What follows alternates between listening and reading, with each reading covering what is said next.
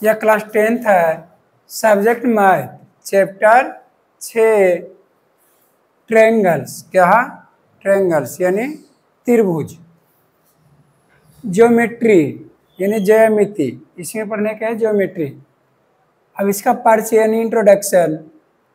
Geometry, geometry एक Greek भाषा है। ज्योमेट्री एक ग्रीक भाषा है जिसमें जियो, जियो का मतलब भूमि, और मेट्रन, मेट्रन के मतलब माप, अर्थात भूमि के माप को ज्यामिति कहते हैं। भूमि के माप को ज्यामिति कहते हैं।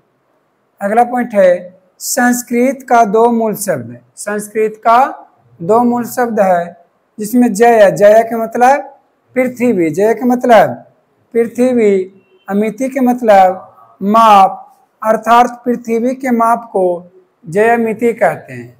पृथ्वी के माप को ज्यामिति कहते हैं। ज्यामिति का अर्थपूर्ण परिभाषा, ज्यामिति का अर्थपूर्ण परिभाषा तो गणित का वैसा भाग जिसमें गणित का वैसा भाग जिसमें ज्यामितीय आकृतियों का अध्ययन किया जाता है। गणित का वैसा भाग जिसमें ज्यामितीय आकृतियों का अध्ययन किया जाता है उसे ज्यामिति कहते हैं, उसे ज्यामिति कहते हैं। ज्यामिति में दो विमाओं से बने आकृतियों का अध्ययन किया जाता है। ज्यामिति में कितना विमाओं से बने आकृतियों का अध्ययन किया जाता है? दो विमाओं से। ज्यामिति में दो विमाओं से बने आकृति का अध्ययन किया जाता है। नेक्स्ट पॉइंट है सिंधु घाटी सभ्यता के खुदाई में, सिंधु घाटी सभ्यता के खुदाई में अधिकतम 56 त्रिभुजों से बना आकृति प्राप्त हुआ था। कितना त्रिभुजों का? 56 त्रिभुजों से बना आकृतियों का प्राप्त हुआ था। 2500 ईसा पूर्व मिस्र और बेबीलोनिया में सर्वप्रथम ज्योमिति का खोज हुआ था। कब हुआ था? यानी 2500 ईसा पूर्व जो मिस्र और बेबीलोनिया में सर्वप्रथम ज्योमिति का खोज हुआ था।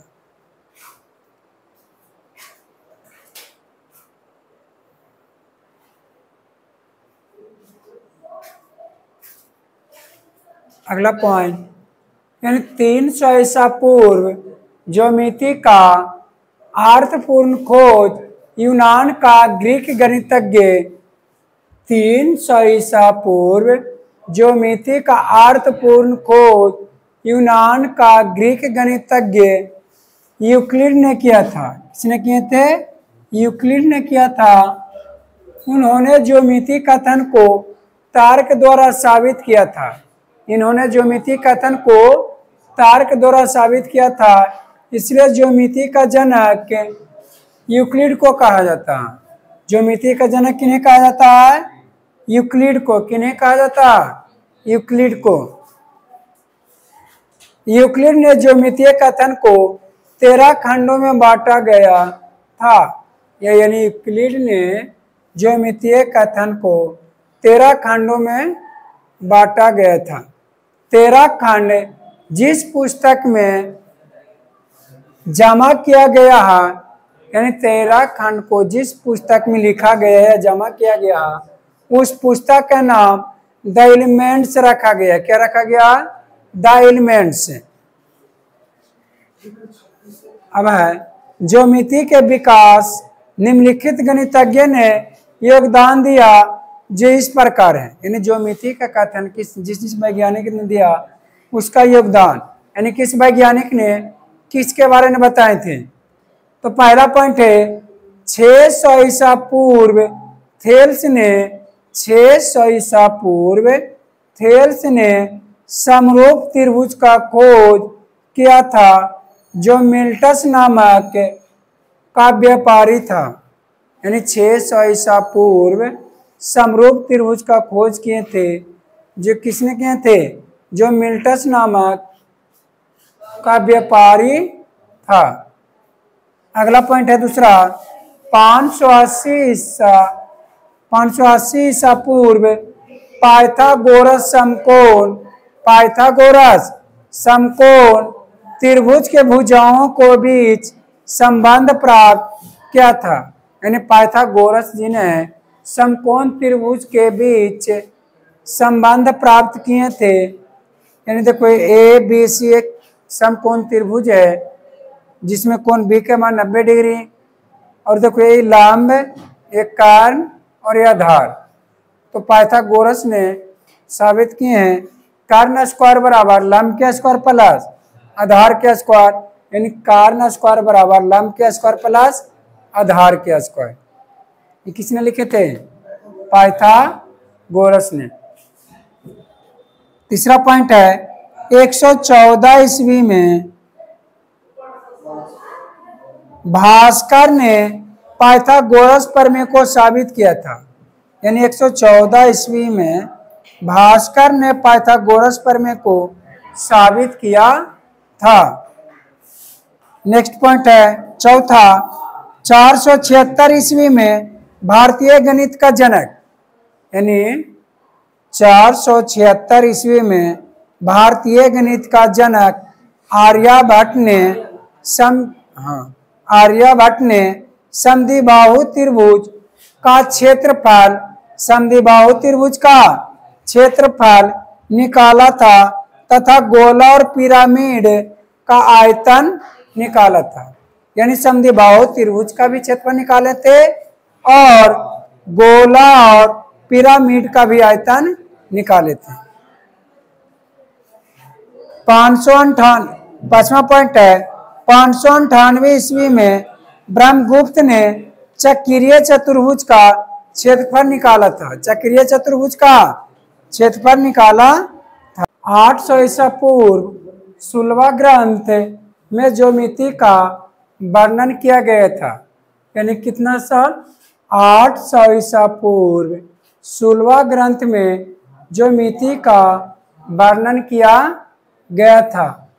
नेक्स्ट पॉइंट है 7वां अंग्रेज गणितज्ञ हॉलेन स्टीफन ने, यानी अंग्रेज गणितज्ञ हॉलेन स्टीफन ने ग्रीक भाषा को अंग्रेजी भाषा में रूपांतरण किया था, रूपांतरण किए थे। यानी जो हॉलेन स्टीफन थे ने जो ग्रीक भाषा को अंग्रेजी भाषा में परिवर्तन कर दिए थे, मैंने रूपांतरण कर दिए थे।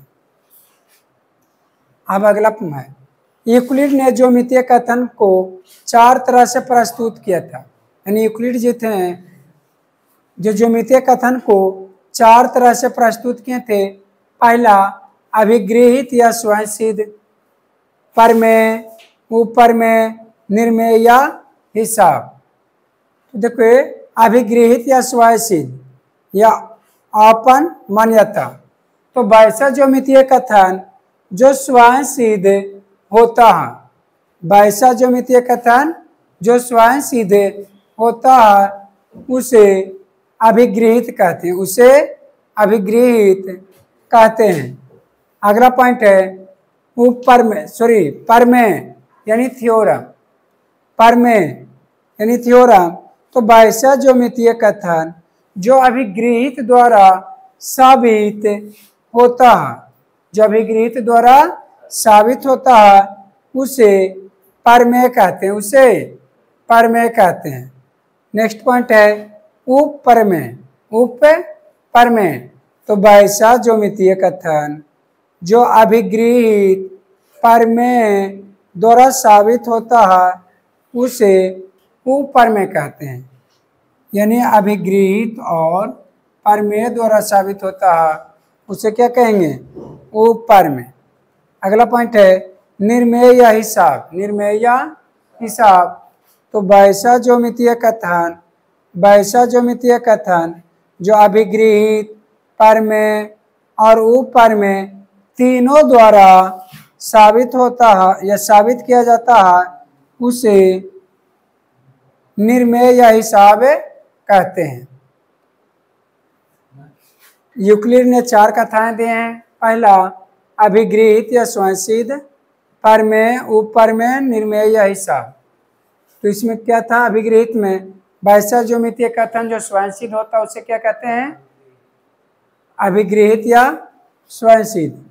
परमेय तो वैसा ज्योमितीय कथन जो अभिगृहित द्वारा साबित होता है उसे क्या कहते हैं? परमेय। ऊपर में वैसा ज्योमितीय कथन जो अभिगृहित और परमेय द्वारा साबित होता है उसे उपपरमेय कहते हैं। अगला है निर्मेय हिसाब। तो वैसा ज्योमितीय कथन जो अभिगृहित, परमेय और उपपरमेय तीनों द्वारा साबित होता है उसे निर्मेय या हिसाब कहते हैं। अब ये वाला पॉइंट है, ध्यान से देखना। अभिगृहित निम्नलिखित है। पहला पॉइंट, एक बिंदु से अनंत रेखाएं खींची जा सकती है। यानी एक बिंदु है, एक बिंदु से कितना रेखाएं खींची जा सकती है? अनंत। एक बिंदु है, एक बिंदु से कितना रेखा खींचा गया? अनंत खींचा गया। इसमें ना ऑब्जेक्टिव है, 1 नंबर में पूछता है, बोलेगा एक बिंदु से कितना रेखाएं खींची जा सकती है? तो अनंत। 4 ऑप्शन दे देगा। अगला पॉइंट है दूसरा, दो बिंदुओं से एक और केवल एक ही रेखा खींची जा सकती है।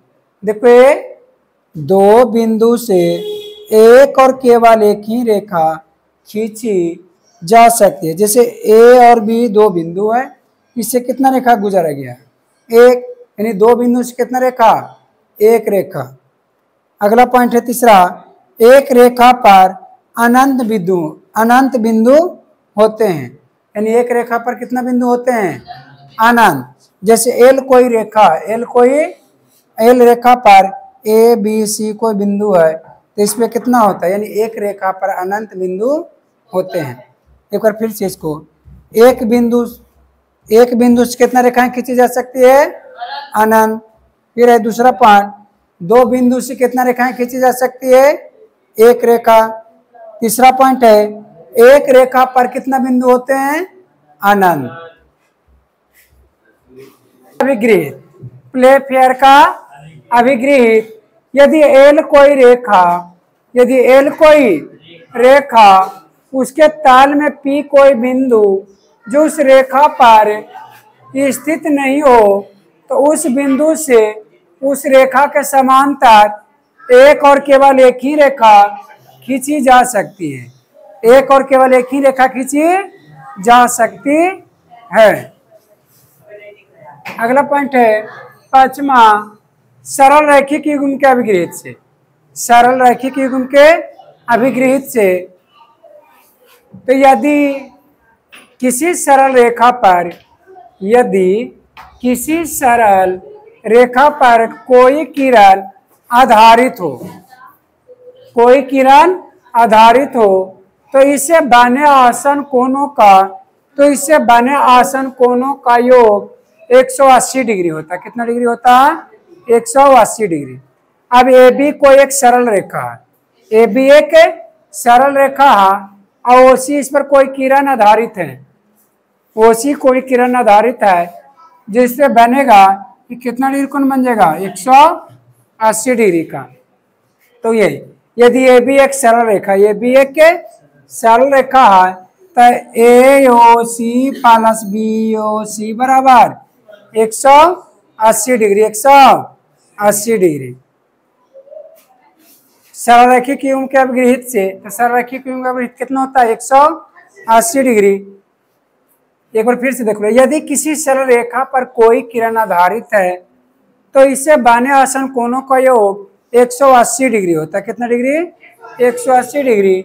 ए बी एक सरल रेखा, इसमें ओ सी कोई किरण आधारित है तो लिखेंगे ए ओ सी प्लस बी ओ सी बराबर 180 डिग्री। 180 डिग्री।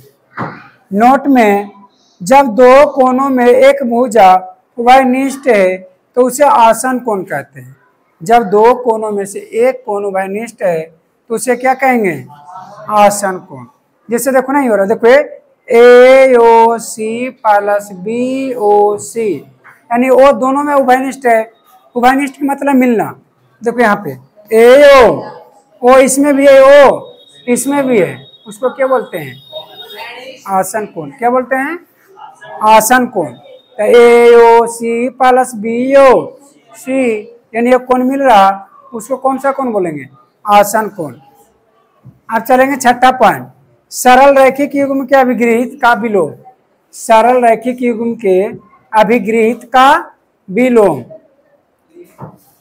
किसी रेखा पर कोई किरण आधारित है, किसी रेखा पर कोई किरण आधारित है, यदि आसन कोणों का योग अभी 180 डिग्री हो। इसे विलोम का मतलब इसका उल्टा होता है।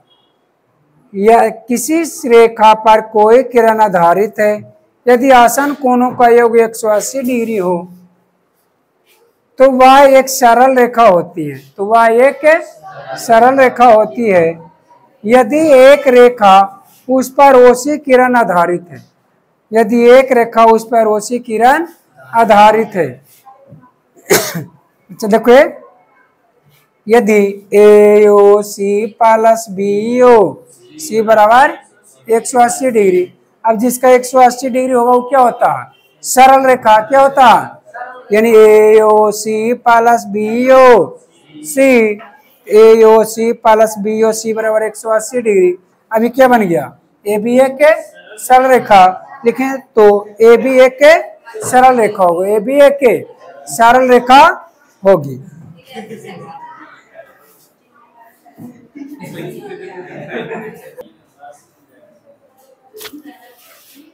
पॉइंट नंबर 7वां, संगत कोण का अभिगृहित। संगत कोण का अभिगृहित जब दो समांतर रेखाओं L और M, दो समांतर रेखा, जब दो समांतर रेखाओं को एक तिर्यक छेदी रेखा काटती है तो संगत कोण आपस में बराबर होंगे। तो संगत कोण आपस में, जब दो समांतर रेखाओं को एक तिर्यक छेदी रेखा काटती है तो संगत कोण आपस में बराबर होता। लिखेंगे यदि L पैरेलल M, यानी L parallel M, L parallel M, लिखेंगे कोण एक का संगत, कोण एक का संगत 5, कोण दो का संगत, कोण दो का संगत, कोण तीन का संगत, कोण तीन का संगत, और कोण चार का संगत 8, कोण चार का संगत 8, एक का 5, कोण एक का, कोण दो का, कोण तीन का, कोण चार का 8। अब अगला पॉइंट है 8वां, संगत कोण का विगृहित का विलोम। संगत कोण के अभिगृहित का विलोम। तो जब दो रेखाओं को एक तिर्यक छेदी रेखा काटती है, यदि संगत के कोण समान हो तो रेखाएं भी क्या होता है? समांतर होती है। क्या होता है? जब दो रेखाओं को एक तिर्यक छेदी रेखा काटती है, यदि संगत के कोण समान हो तो रेखाएं भी समांतर होती है। यदि कोण समान होगा तो रेखा भी क्या होगा? समांतर होगा। तो देखो L और M दो रेखाएं हैं, L और M है जो दो रेखाएं हैं। अब यहाँ पे दे रखा है यदि कोण एक बराबर, यानी कोण एक का संगत, कोण 5, कोण एक का संगत, कोण दो का संगत 6, कोण दो का संगत, फिर कोण तीन का संगत और कोण चार का संगत 8। यह क्या है? संगत कोण है। कैसा कोण दे रखा? संगत कोण। इसलिए L पैरेलल M, यानी L समांतर M, पैरेलल को समांतर कहते हैं, यानी L समांतर M। न्यून कोण में लंब आधार पर होती है। पहला इसका डायग्राम है ABC, AN है जो लंब है, AN है जो लंब है। चलेंगे एरिया ऑफ ट्रायंगल, त्रिभुज ABC का क्षेत्रफल, त्रिभुज ABC का क्षेत्रफल। तो त्रिभुज का क्षेत्रफल 1/2 गुना आधार गुना ऊंचाई, आधार गुना ऊंचाई 1/2 आधार उसको बोले जिस पे लंब है। तो आधार कौन सा हो जाएगा? BC। आधार BC ऊंचाई AN, जो लंब रहता है ऊंचाई होता है, यानी त्रिभुज ABC का क्षेत्रफल 1/2 गुना आधार गुना ऊंचाई, 1/2 आधार हो गया BC और लंब हो जाएगा, यानी सॉरी आधार हो गया BC और ऊंचाई हो जाएगा AN, यानी 1/2 गुना BC गुना AN। अब यही त्रिभुज को उलट दिया, लंब आधार है AC, आधार AC और लंब हो जाएगा, आधार हो जाएगा AC, लंब हो गया BN, यानी एरिया ऑफ ट्रायंगल त्रिभुज ABC का क्षेत्रफल, लंब किस पर है, पहले इसका फार्मूला 1/2 गुना आधार गुना ऊंचाई, आधार गुना ऊंचाई, 1/2 आधार, यानी जिस पे लंब रहेगा वो क्या हो जाएगा आधार। लंब किस पर है AC पर, लंब AC पर, तो AC गुना ऊंचाई बोलते हैं लंब को, लंब कौन सा है BM, लंब कौन सा है BM, यानी 1/2 गुना AC गुना BM, AC गुना BM। इसके लिए ABC एक त्रिभुज है, NC लंब है, जो लंब किस पर है AB पर, किस पे AB पर, इसके लिए आधार क्या हो जाएगा AB और ऊंचाई NC या CN, यानी एरिया ऑफ ट्रायंगल त्रिभुज ABC का क्षेत्रफल 1/2 गुना आधार गुना ऊंचाई 1/2, इसके लिए आधार कितना हो जाएगा आधार AB, आधार AB यानी AB पर लंब है, ऊंचाई CN, ऊंचाई CN यानी 1/2 गुना AB गुना CN।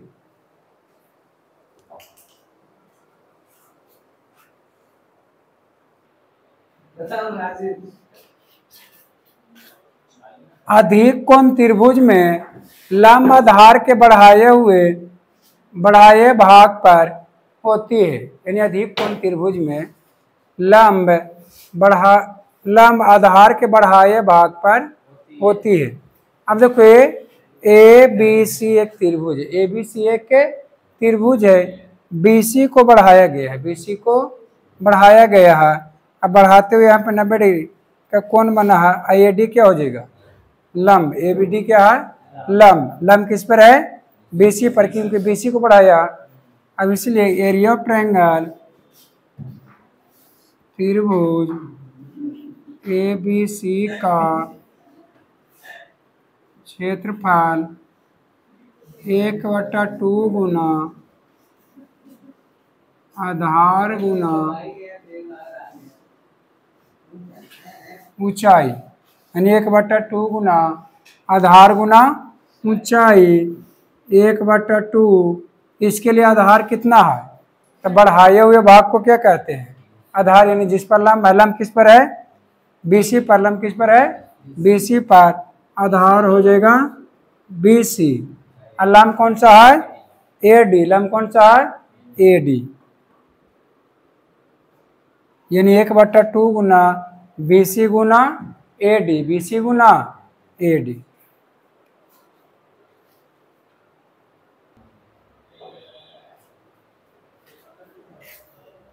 अब चलेंगे दूसरा डायग्राम के लिए। ABC एक त्रिभुज है जिसमें AB को AN तक बढ़ाया है, AB को AN तक, इसमें ऊंचाई है, AB आधार है, AB आधार है और CN है जो ऊंचाई है, CN है जो ऊंचाई में लंब है, तो AB के बढ़ाए हुए भाग पर CN लंब है। अब इसका निकालेंगे एरिया ऑफ ट्रायंगल त्रिभुज ABC का क्षेत्रफल, तो 1/2 गुना आधार गुना ऊंचाई 1/2। इसके लिए आधार कौन सा हो जाएगा? ए बी को बढ़ाया है, आधार ए बी, आधार ए बी, आधार ए बी, ऊंचाई सी एन, यानी लंब को बोलते हैं ऊंचाई, लंब कौन सा है? सी एन, यानी 1/2 गुना ए बी गुना सी एन।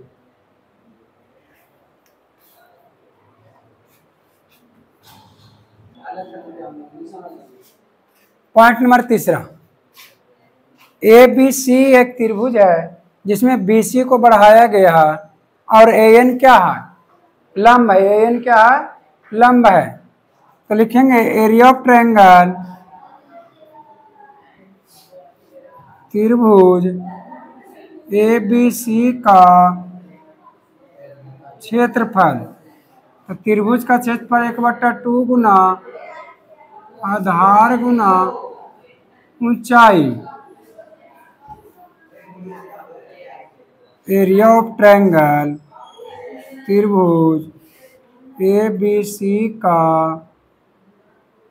क्षेत्रफल 1/2 गुना आधार गुना ऊंचाई 1/2, 1/2। आधार इसके लिए कौन सा है? बी सी, बी सी को आगे बढ़ाया गया, आधार बी सी, आधार बी सी, और ऊंचाई ए एन, ऊंचाई ए एन, यानी लंब को क्या बोलते हैं? ऊंचाई, यानी 1/2 गुना B C Guna A N, B C Guna A. Number 1, प्रमेय नंबर 1 या थेल्स प्रमेय क्या है? थेल्स प्रमेय यानी थेल्स थ्योरम। अगला है या आधारभूत अनुपातिकता प्रमेय, आधारभूत अनुपातिकता प्रमेय यानी बेसिक प्रोपोर्शनलिटी थ्योरम।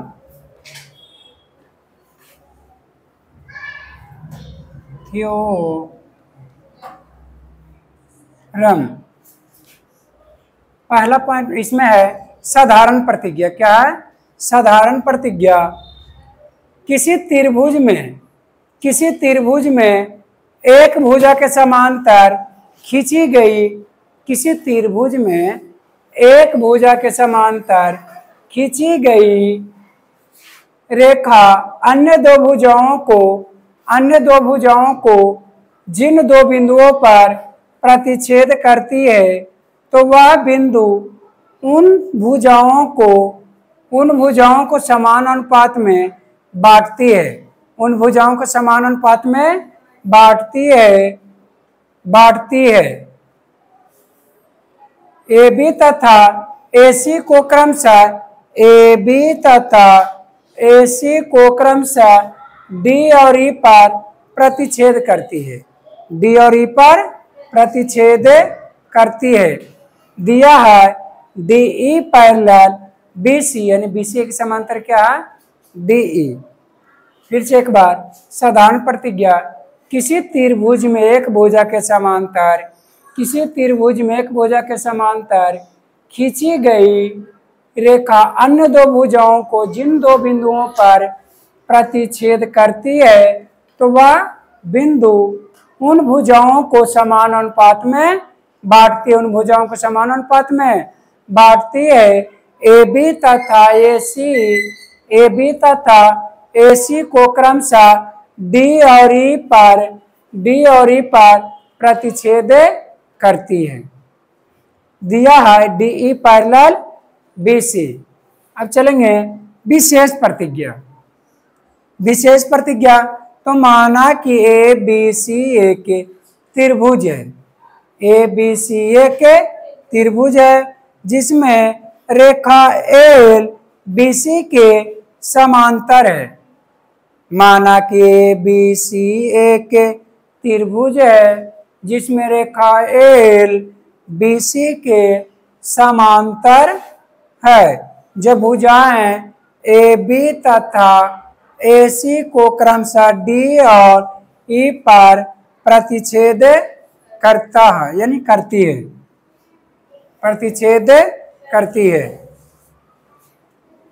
साधारण स्वर विशेष प्रतिज्ञा में लिखना है, माना कि ABC एक त्रिभुज है जिसमें रेखा एल BC के समांतर है। जो भुजाएं AB तथा AC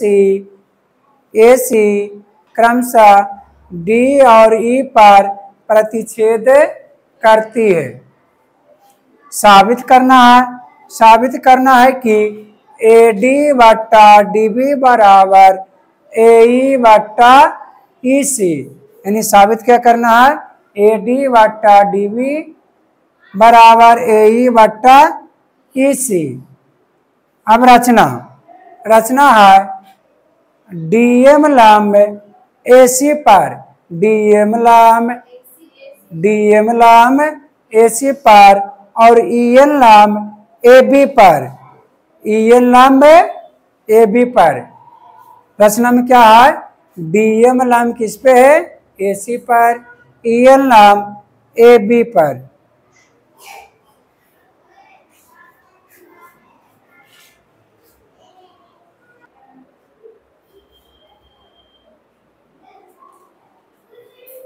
जब प्रमाण क्या चलना है, प्रमाण में जब आधार AD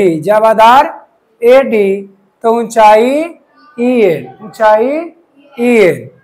चलेंगे। एरिया ऑफ ट्रायंगल त्रिभुज ADE का क्षेत्रफल, यानी त्रिभुज ADE का क्षेत्रफल। तो त्रिभुज का क्षेत्रफल क्या होता है, 1/2 गुना आधार गुना ऊंचाई 1/2 गुना। अब इसके लिए आधार कौन सा है, देखो ये आधार क्या है, AD। आधार क्या हो जाएगा, यानी जिस पे लंब रहता है उसको क्या बोलते हैं, आधार। जो लंब रहता है उसको क्या बोलते हैं, ऊंचाई। तो इसके लिए लंब आधार कौन सा है, AD। आधार AD ऊंचाई EL, यानी त्रिभुज ADE का क्षेत्रफल में हो जाएगा AD आधार हो जाएगा और EL ऊंचाई हो जाएगा, यानी 1/2 गुना आधार AD गुना EL। समीकरण 1, इसको समीकरण 1 मान लो। अब उसी तरह से त्रिभुज DBE में एरिया ऑफ ट्रायंगल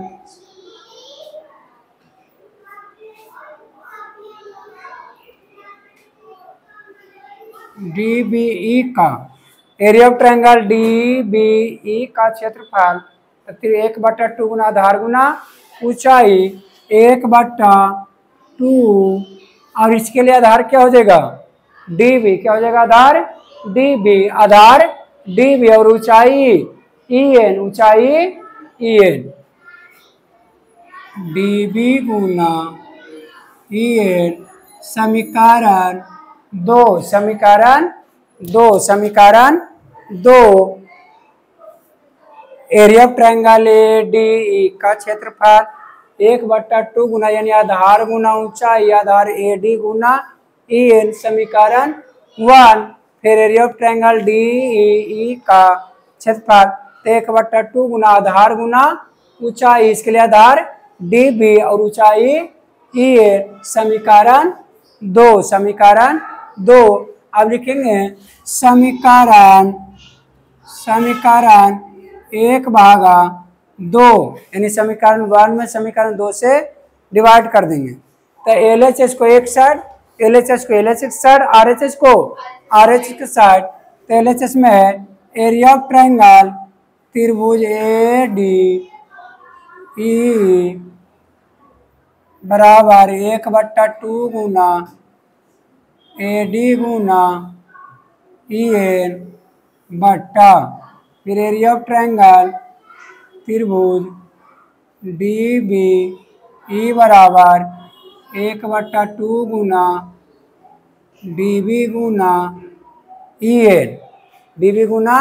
EN। अब जो काटता है उसको काट दो, 1/2 से 1/2 EN से EN कट गया, बच गया एरिया ऑफ ट्रायंगल त्रिभुज AD E बराबर AD बट्टा एरिया ऑफ ट्रायंगल त्रिभुज DB E बराबर DB। इसको समीकरण 3 मान लो, समीकरण 3।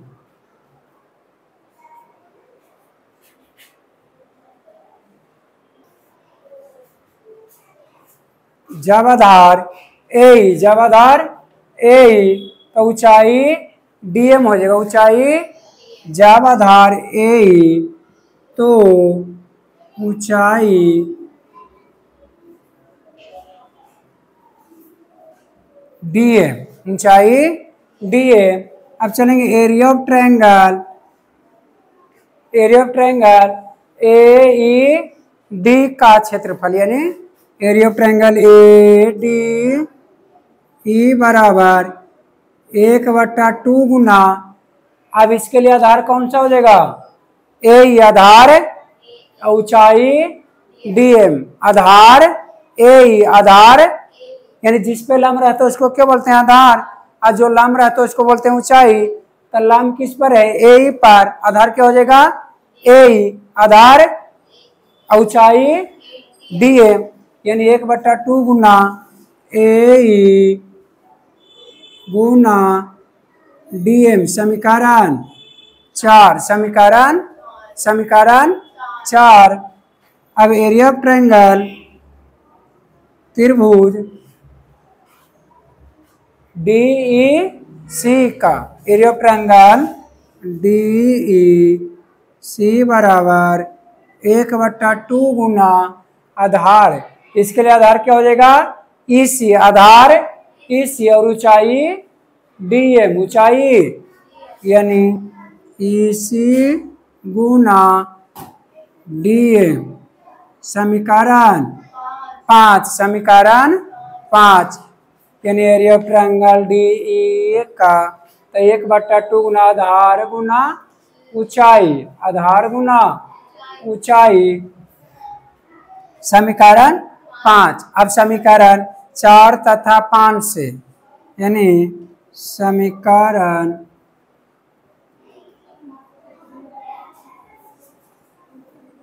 4/5, यानी समीकरण 4 में 5 से भाग दे देंगे। समीकरण 4 कितना है? एरिया ऑफ ट्रायंगल त्रिभुज AD बराबर 1/2 गुना AE गुना DM बट्टा एरिया ऑफ ट्रायंगल त्रिभुज DEC बराबर 1/2 गुना EC गुना DM, EC गुना DM।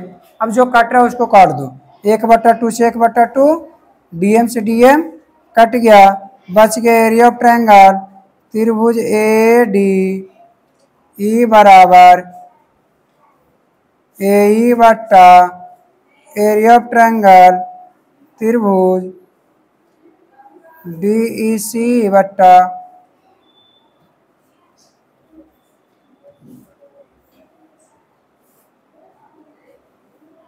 AE बट्टा EC।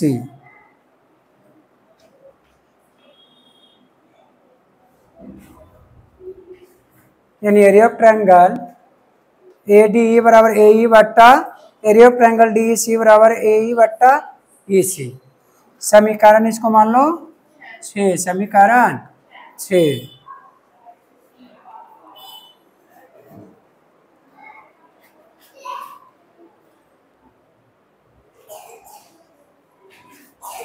दिया है DE पैरेलल BC, यानी DE पैरेलल BC साधारण प्रतिगम दिया हुआ था नीचे।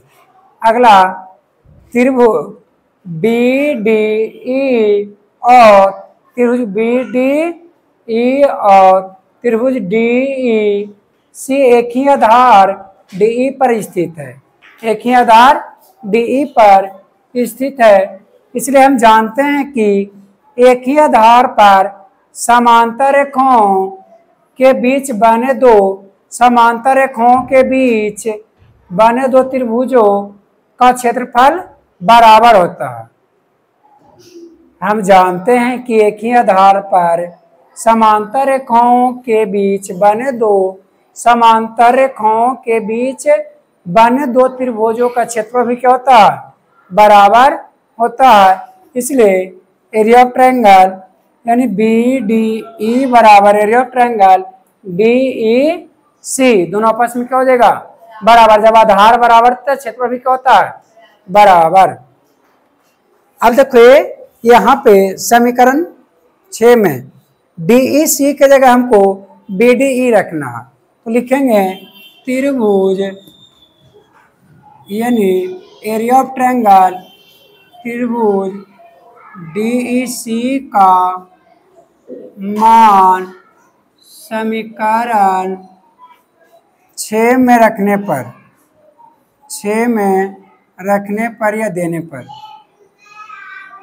6 में देने पर समीकरण 6 क्या है? Area of triangle A D E बराबर ए ई बटा, अब देखो area of triangle D E C की जगह क्या लिखेंगे? डी ई सी की जगह area of triangle B D E दोनों आपस में क्या है?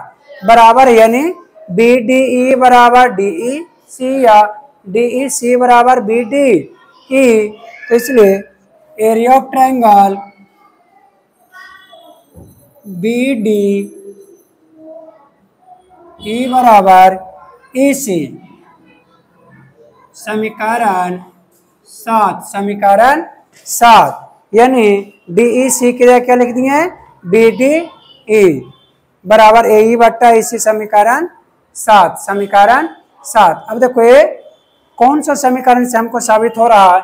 ए डी बट्टा डी बी बराबर ए ई बट्टा ई सी। तो देखो इधर समीकरण 3 और समीकरण 7 देखो एल एच एस बराबर है area of triangle A D E बराबर ए ई डी बट्टा area of triangle D B E. इधर है area of triangle A D E बट्टा बी डी ई। तो एल एच एस बराबर है तो आर एच एस भी क्या होगा? बराबर। आर एच एस भी क्या होगा? बराबर। लिखेंगे समीकरण 3 तथा 7 से समीकरण 3 तथा समीकरण 7 से एल एच एस बराबर है तो आर एच एस भी बराबर हो जाएगा। इसलिए ए डी बट्टा डी बी बराबर ए ई बट्टा ई सी। ए डी बट्टा डी बी बराबर ए ई बट्टा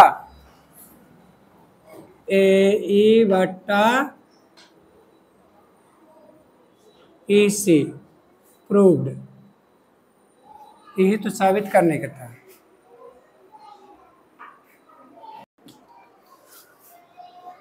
प्रमाण जब आधार ए डी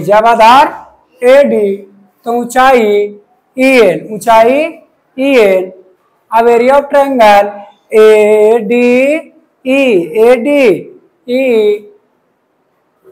बराबर त्रिभुज का क्षेत्रफल क्या होता है? 1/2 गुना आधार गुना ऊंचाई। अब जिस पे लंब रहता है उसको आधार और जो लंब रहता है उसको ऊंचाई। तो ए डी ई में ये वाला क्या हो जाएगा? आधार और ये क्या हो जाएगा? ऊंचाई। तो 1/2 गुना A D Guna E N समीकरण 1। अब अगला area of triangle D B E बराबर 1/2 गुना डी बी गुना ई एन समीकरण 2। अब समीकरण 1 तथा समीकरण 1 भागा 2। समीकरण 1 है area of triangle A D E बराबर 1/2 A D Guna E N. समीकरण 2 है area of triangle D B E बराबर 1/2 गुना डी बी गुना ई एन। अब जो काटता है उसको काट दो। 1/2 से 1/2 EN CN बच गया। एरिया ऑफ ट्रायंगल ADE बराबर AD, area of triangle DBE बराबर DB, समीकरण 3। अब जिस तरह से इधर हल किए उसी तरह से इस साइड चलेंगे। जब आधार AE तो ऊंचाई DM, ऊंचाई DM, इसलिए एरिया ऑफ ट्रायंगल AED बराबर 1/2 गुना AE गुना DM, AE गुना समीकरण 4, समीकरण 4। अब अगला एरिया ऑफ ट्रायंगल DEC बराबर 1/2 गुना EC गुना DM, EC गुना समीकरण 4/5। एरिया ऑफ ट्रायंगल ADE बराबर 1/2 गुना AE गुना DM बराबर एरिया ऑफ ट्रायंगल DEC बराबर 1/2 गुना EC गुना DM, DM से DM 1/2 से 1/2 बच गया। एरिया ऑफ ट्रायंगल ADE बराबर AE, area of triangle DEC बराबर EC, समीकरण 6, समीकरण 6, समीकरण 6 दिया है। DE parallel BC, DE parallel BC। अब देखो यहाँ पे DB है, यहाँ पे DEC, इसको सेम लाने के लिए LHS को बराबर करने के लिए DEC के जगह DB लाना। तो इसलिए त्रिभुज BDE और DEC एक ही आधार DE पर स्थित है, यानी DBE और DEC का आधार क्या है? DE है। जब आधार बराबर होता है तो उसी हम जानते हैं कि एक ही आधार पर समांतर रेखाओं के बीच बने दो समांतर रेखाओं के बीच बने दो त्रिभुजों का क्षेत्रफल बराबर होता है। क्षेत्रफल भी क्या हो जाएगा? बराबर। जब आधार बराबर होता है क्षेत्रफल भी क्या होता है? बराबर। इसलिए एरिया ऑफ ट्रायंगल DBE बराबर एरिया ऑफ ट्रायंगल DEC, दोनों आपस में बराबर हो गया। इसलिए DEC का मान किस में रख देंगे? समीकरण 6 में, समीकरण 6 में। तो एरिया ऑफ ट्रायंगल DEC का मान समीकरण 6 में देने पर अब समीकरण 6 क्या है? एरिया ऑफ ट्रायंगल ADE बराबर AE। अब एरिया ऑफ ट्रायंगल DEC के जगह क्या रख दिए हैं? DEC के जगह BDE, यानी DEC का मान कितना है? BDE बराबर EC। अब देखिए समीकरण इसको 7, समीकरण। अब देखिए हमको सिद्ध करना है AD बट्टा DB बराबर AE बट्टा EC। तो समीकरण 3 और 7 से क्या हो जाएगा? मिल रहा समीकरण 3 में AD बट्टा DB बराबर AE बट्टा EC। तो समीकरण 3 तथा 7 से LHS बराबर है तो RHS क्या हो जाएगा? बराबर। देखो LHS में एरिया ऑफ ट्रायंगल ADE बट्टा DBE, इधर LHS में एरिया ऑफ ट्रायंगल ADE बट्टा एरिया ऑफ ट्रायंगल BDE। जब LHS बराबर होता है तो RHS भी बराबर हो जाएगा। इसलिए AD बट्टा DB बराबर AE बट्टा EC। प्रूव, ये सिद्ध करना था। चैप्टर 6 यानी त्रिभुज, चैप्टर नाम क्या हो गया? त्रिभुज। क्वेश्चन नंबर पहला, ये एक्सरसाइज 6.1 का क्वेश्चन नंबर पहला। कोष्ठकों में दिए शब्दों में से सही शब्दों का प्रयोग करते हुए रिक्त स्थानों को भरिए, रिक्त स्थानों को भरिए। तो पहला पॉइंट है सभी वृत्त होते हैं, यानी सभी वृत्त समरूप होता है। सभी वृत्त क्या होता है? समरूप। सभी वृत्त क्या होता है? समरूप। अगला है सभी वर्ग, सभी वर्ग समरूप होते हैं। सभी वर्ग समरूप होते हैं। सभी वर्ग समरूप होते हैं। अगला पॉइंट है सभी त्रिभुज समरूप होते हैं, यानी इसमें क्या है, सभी समबाहु त्रिभुज समरूप होते हैं। सभी समबाहु त्रिभुज समरूप होते हैं।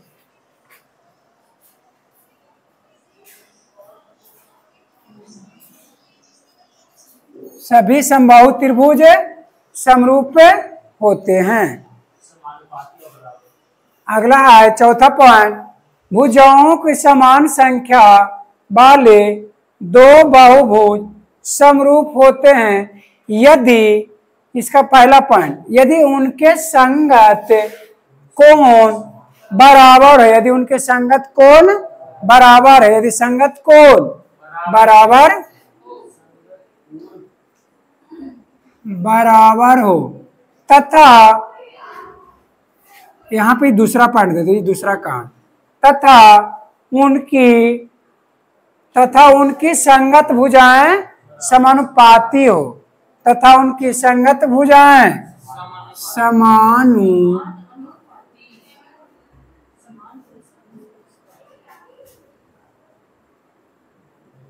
हो। फिर से, सभी वृत्त समरूप होते हैं, सभी वर्ग समरूप होते हैं। तीसरा में है सभी समबाहु त्रिभुज समरूप होते हैं। चौथा पॉइंट है भुजाओं को समान संख्या वाले दो बहुभुज समरूप होते हैं यदि उनके संगत कोण बराबर हो तथा उनकी संगत भुजाएं समानुपाती हो।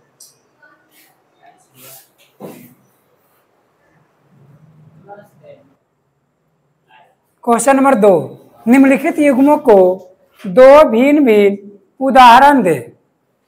तो पहला पॉइंट है समरूप आकृति, यानी आकृति कैसा होना चाहिए, समरूप है। तो पहला का ए पॉइंट है 3 सेंटीमीटर और 6 सेंटीमीटर त्रिज्या का दो वृत्त। किसका उदाहरण ले लिए हैं, 3 सेंटीमीटर और 6 सेंटीमीटर का त्रिज्या का दो वृत्त। अब 3 सेंटीमीटर का वृत्त और 6 सेंटीमीटर। आकृति देखने में क्या लग रहा है, दोनों सेम, लेकिन माप क्या है, अलग अलग। माप क्या है, अलग, इसलिए क्या है, समरूप। यानी वृत्त क्या होता है, समरूप, एक दूसरे में क्या होता है, समरूप। माप अलग अलग है लेकिन आकृति देखने में क्या लग रहा है, एक जैसा, इसलिए क्या है, समरूप। दूसरा पॉइंट है 2 सेंटीमीटर और 4 सेंटीमीटर भुजा वाले समबाहु त्रिभुज। समबाहु त्रिभुज, अब देखो ये 2 सेंटीमीटर का त्रिभुज और ये 4 सेंटीमीटर का त्रिभुज।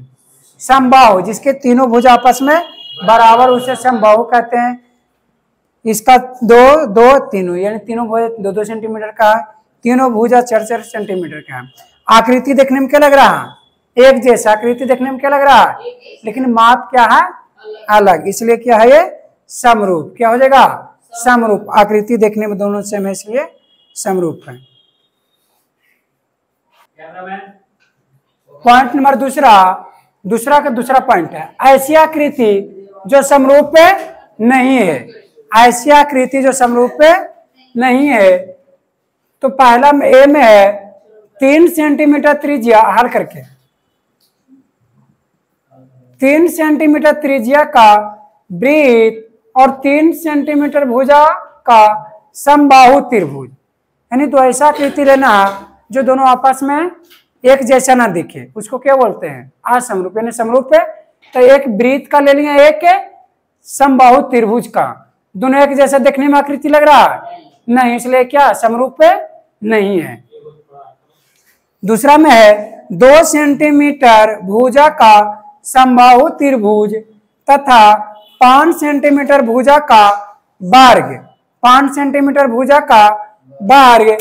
अब देखो ये 2 सेंटीमीटर का समबाहु त्रिभुज, ये 5 सेंटीमीटर का वर्ग। अब देखो ये त्रिभुज है, ये वर्ग है, दोनों आपस में एक जैसा आकृति देखने में लग रहा है नहीं, इसलिए यह समरूप नहीं है। नंबर 3, बताइए कि निम्नलिखित चतुर्भुज समरूप है या नहीं। यानी इसमें यह तो समरूप हो गया, समरूप नहीं है। डायग्राम दे रखा है एस पी क्यू और एक है डी ए बी सी, यानी यहां से ए बी सी डी वर्ग है। अब देखो इसका दे रखा है 1.5, 1.5, 1.5 और 1.5।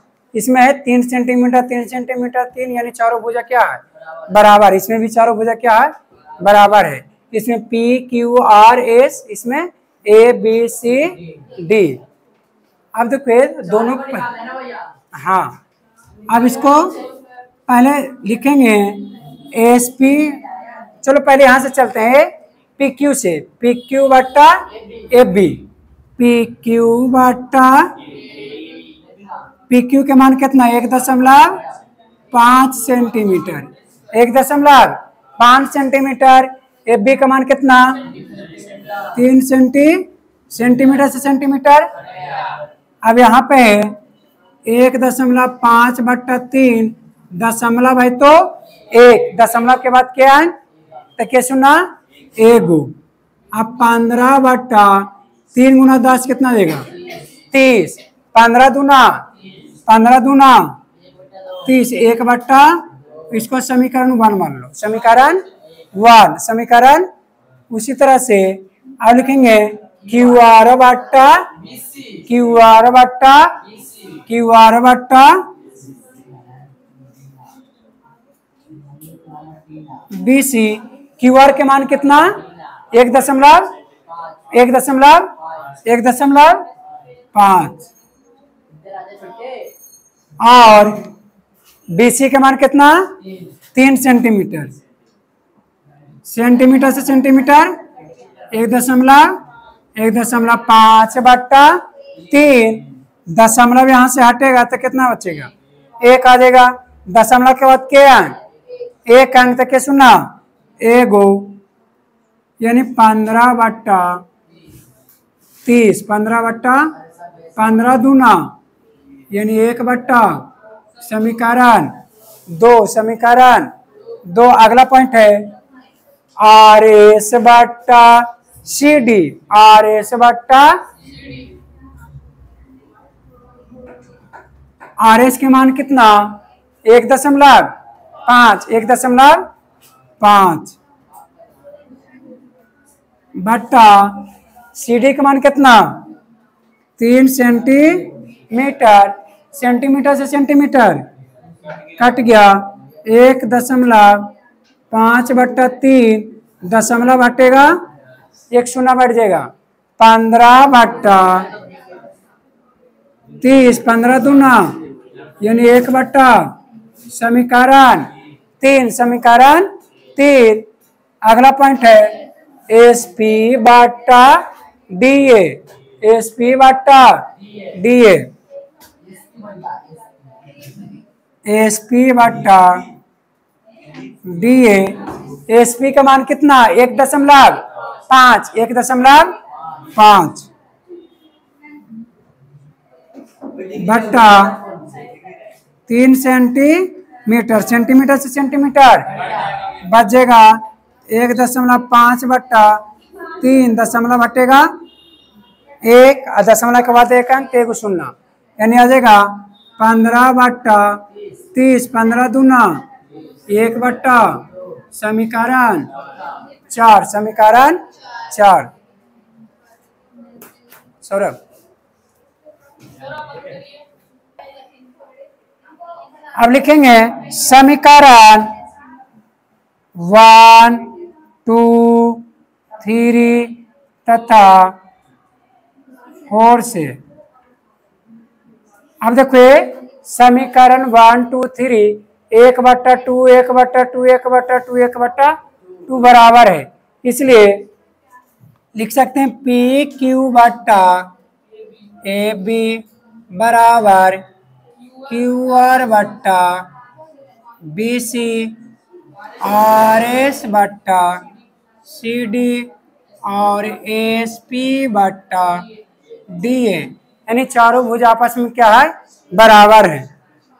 पी क्यू के बराबर एफ बी, क्यू आर के बराबर बी सी, आर एस के बराबर सी डी और एस पी के बराबर डी ए, यानी संगत भुजाएं आपस में क्या है, बराबर है। लेकिन कोण देखो ये 90 डिग्री कोण है और ये कितना डिग्री, 90 डिग्री कोण नहीं है, यानी कोण बराबर नहीं है। तो लिखेंगे कोण ए का संगत क्या हो जाएगा, कोण पी। देखिए कोण ए नॉट इक्वल टू कोण पी, कोण बी नॉट इक्वल टू, इधर से लिखो पहले, पी पहले लिख दो, कोण पी नॉट इक्वल टू कोण ए, कोण क्यू नॉट इक्वल टू कोण बी, और कोण आर नॉट इक्वल टू कोण सी, और कोण एस नॉट इक्वल टू कोण डी, यानी कोण पी के बराबर कोण ए नहीं है, कोण क्यू के बराबर कोण बी, और कोण आर के बराबर नॉट इक्वल टू कोण सी, और कोण एस नॉट इक्वल टू कोण डी, यानी कोण बराबर नहीं है। लिखेंगे दोनों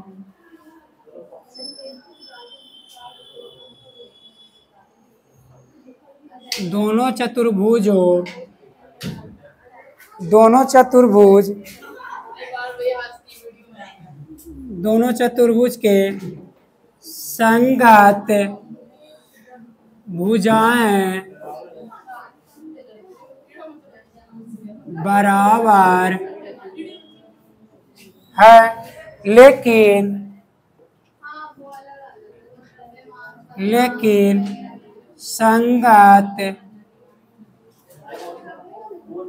लेकिन संगत कोण बराबर नहीं है, यानी संगत भुजाएं तो बराबर है लेकिन संगत कोण बराबर नहीं है। इसलिए लिखेंगे अतः यह समरूप नहीं होगा। लिखेंगे अतः दोनों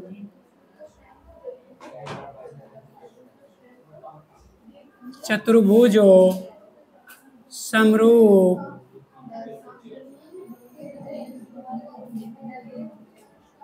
नहीं है। भुजाएं तो बराबर है लेकिन कोण बराबर नहीं है।